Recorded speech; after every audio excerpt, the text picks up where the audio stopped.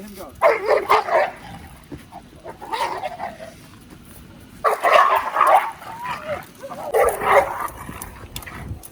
No. Come. Sit. That's a good boy. Now, any type of aggression here needs to be corrected right away. So stay right there. Yeah, so he definitely He's a lot better with his muzzle on.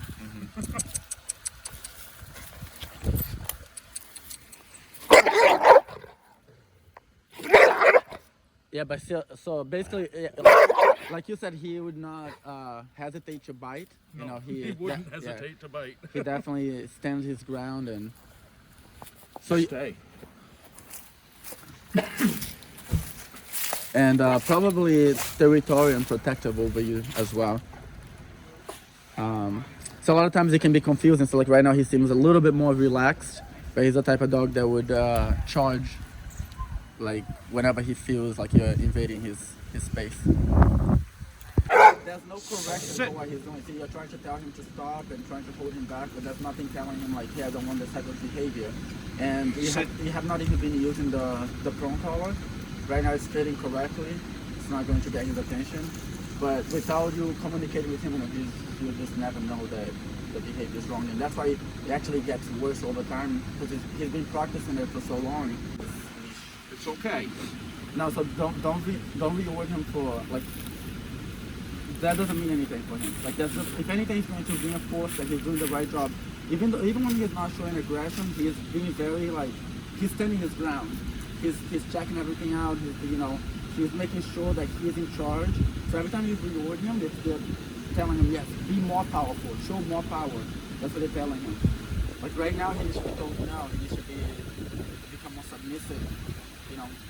Especially like at least when you're handling him, like at least if he shows aggression, but you're able to tell him like leave it alone, and you have to have a little bit more control. Right now you don't really have control over him. No. No. So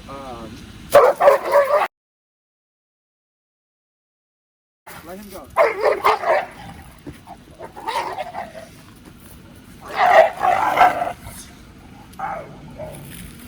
No. So first of all, we're gonna not. So again, his collar is not fit correctly. I'm going to adjust it. But every time that and I can tell that he's the type of dog that probably won't fit. With the pressure, some dogs will become more aggressive. And usually this is some of it is genetic, some of it is learned behavior, like when they get away with it for so long, they put up more of a fight. A dog that is, if they are more dominant and right from the beginning you correct them, it doesn't escalate to this level. Some dogs will fight almost to the death because it's like, anything that you teach them, the more they practice, the more confident they become. This is the same thing. You're not trying to teach him, but you are essentially letting him get away with it, and he becomes more powerful with his intention. Come. So see, that's what I'm talking about right there. Is that when there's this tension, see how he's fighting it. So he goes into defense and attack. Come. So I'm going to negotiate with him a little bit. No. Come. Now he could be a lot worse. Now that I'm applying pressure, he is basically trying to stand his ground. But some dogs at this point, they'll be like literally coming at me, and he's not. He does a little bit, but he's actually trying to get away from me. See, like this, he's not coming towards me. He's avoiding. No, come. The boy. That's a good boy. Sit. This is also a really good sign, because a lot of dogs at this point, they don't listen. They're putting up a fight. He did. Come. Sit. That's a good boy. Now, any type of aggression here needs to be corrected right away. Doing things his way. Come. What? Come. I also want him to be able to handle pressure, so it's going to be important to be able to use pressure to correct him. Correctly is going to be very important because you want him that communicates with him. He's a strong dog. You know, and that's why when he's pulling you, and if someone comes in front of you, because like right now he won't drop. He's doing really good if he continues to be like this. Basically, it just goes to show you that every person he needs, you need to break the aggression. You're the one handling him, so it's your responsibility to break the aggression. And he's gonna get to this stage. Rusty? Leave it. Good boy. I mean, in the beginning, when he was putting up that fight, it's because it was already something new to him. You know, like I was correcting him for being aggressive. I was also taking the leash off of you. So I'm someone that he was trying to attack, and now I was holding his leash and correcting him for it. And he put up a fight. He didn't win. I showed him that he couldn't get away with it. He calmed down. It becomes easier over time. Like each time you do it, it's easier. But what I'm trying to say is, let's just say he's doing great today. I'm going to introduce him to my friends as well. And let's say he does all perfect. Now, tomorrow when you go for a walk, he sees someone, he's been practicing this habit of, he sees a new person, he shows aggression. He does not want them to come near you. He just goes out and back. He goes out and back. Yeah, we don't see people. Yeah, but what I'm saying is that when you finally do see someone, you know, he doesn't know how to act. So whether it's tomorrow or whatever day you go, especially when he doesn't see a lot of people, it's even less practice that he gets. Whenever he sees them, the only interaction he knows is, oh, I have to be territorial, I have to protect my own, I have to, you know, protect myself. So if you don't do anything, if you just hold him back and tell Russ, you know, it's not gonna do anything, you know. So you saw that I was pretty firm with him. In the beginning, you have to be pretty firm with the right tool, having the prong collar, where you're gonna do a correction, you're gonna do it to the side, you're gonna do a good pop on his leash, and you wanna be able to get a response from him. He doesn't have that experience. He doesn't have strangers petting him, so it's expectable that he will sometimes do that in the beginning. So when you're training a dog, that's what, you know, when I tell people, like, I will guarantee some type of result. Like some trainers, they would come here, they wouldn't be petting him yet. They wouldn't be handling him. They wouldn't be, you know what I'm saying? They would be giving him treats or telling you what to do. It'd be a much longer process. Now, no dog is going to be trained in one training session. Even if I get him, but a lot of people, they also get too comfortable with good results.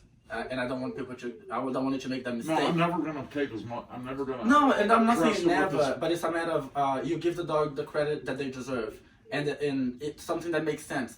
If he's here today and he's doing great and he's not trying to bite anyone, and even if he does, you know, for 3 days, it's too little time compared to over a year of him having the bad behavior.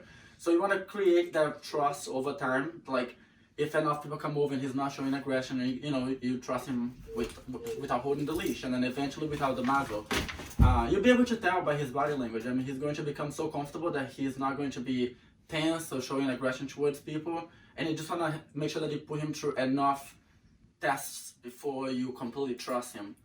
Now, you want to be doing the right things to continue to get good results, is what I'm trying to say, and also not get scared when, you know, he makes a mistake. It's important to be prepared. Like, he has the muzzle, he couldn't bite, and then I correct him and you go back to practicing what we need to practice on. Also, I would recommend using the prong collar the way that it is fit right now, and you have to be in charge. Like, when you're walking him, you have to be, you know, in control of him, basically meaning that he's paying attention to you.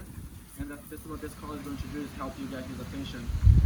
See how when he stopped here, the leash is more loose. If he tries to move towards you, I pull back right away to let him know, hey, I don't want you to move. You can tell that when I do that, he doesn't really like that. He actually looked at me right away with like this defensive look. And it's just because he's not used to having someone else, especially a stranger, handling him. So that's why you see that little bit of him being uncomfortable with me doing that.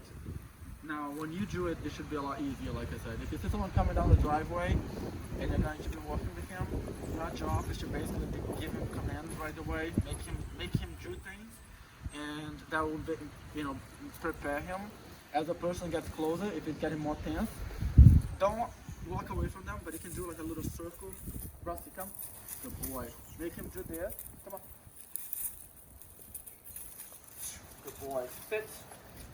Feel like defensive again, that's the growl. I don't want to push him again right now because he was already, it's very stressful for him. But basically, in your case, if you're handling him, you'd make him sit right there on command.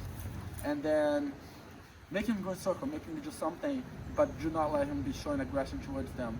The more you can minimize it for now, the more relaxed he's going to get. It's basically breaking his mentality. If you let him keep practicing that aggression, he's going to continue to do it. So to break it, you need to get his attention. And basically, you saw the main correction is going to be that pop on the leash when he is being aggressive, but also preparing him beforehand.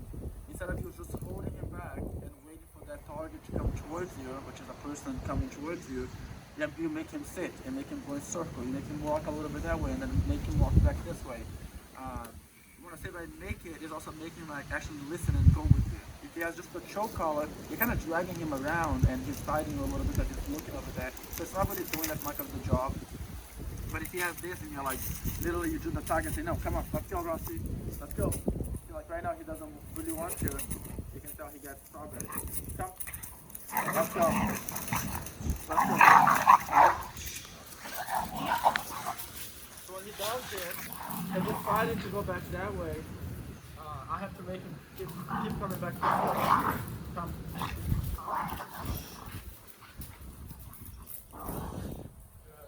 Good boy. Now this is important. That's what I'm talking about here. I didn't give up and go that way until he gave up first and walked with me. Because otherwise, each time he wins, he becomes more powerful. Or if I put up a fight and I growl and I use my paw and I pull back, I'm going to win. And that's what he's been doing.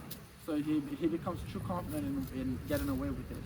And it's not your fault. I mean, he already, came with doing that.